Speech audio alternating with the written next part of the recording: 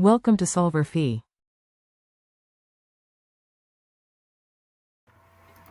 Okay, so in this question, uh, the switch can be positioned in place 1 and 2. In place 2, in position 2, the capacitor gets charged, right? So the question is asking us in part A, what will be charged in the capacitor a long time after S is moved to position 2, right? Now, after a long time t, the capacitor will be fully charged, that is Q naught, and this will be equal to the capacitance times the EMF of the battery or the source. So this is equal to 5 point C is given, E is given, right? C is 5.9 into 10 to the power minus 6 farad in SI.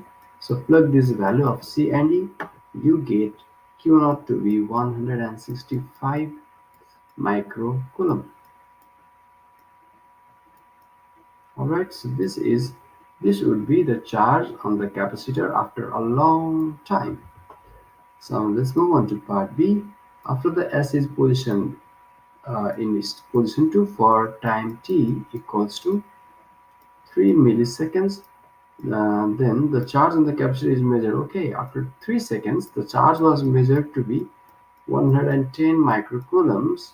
So the question is asking, what is the resistance R? Right. So for that, we can use the exponential equation for the charging of capacitor, that is Q is equal to Q naught times 1 minus e to the power minus t by RC. Alright, now the question says that Q equal to 110 and Q naught is 165. We don't need to convert microcoulomb into coulomb because they both cancel out on LHS and RHS.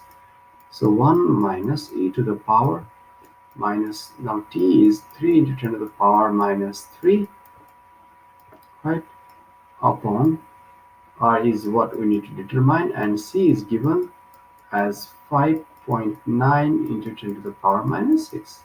Now the left is just mathematics to solve R from this equation. This gives us that R equals to 462.8 ohms. So we also calculated the resistance R. Now let's move on to part C of the question, which asks us to calculate the time how long after S is moved to position 2, and such that the charge on the capacitor will be 99% of the final value.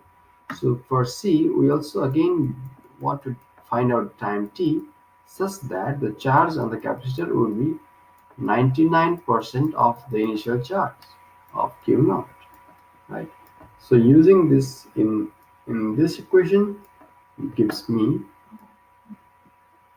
0.99 equals to 1 minus e to the power minus t by RC, right? So you know the value of R and C. Let's plug that in. 1 minus e to the power minus t by, what is R, what is C? So R we calculated before, 462.8, and what is C? C is 5.9 into 10 to the power minus 6.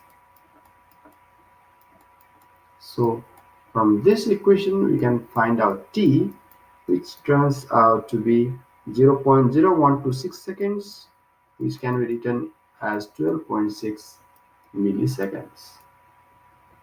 So in this way, after this time t, 12.6 milliseconds, the charge on the capacitor reaches 99% of the final value. So this ends the solution to this question. Thank you for watching.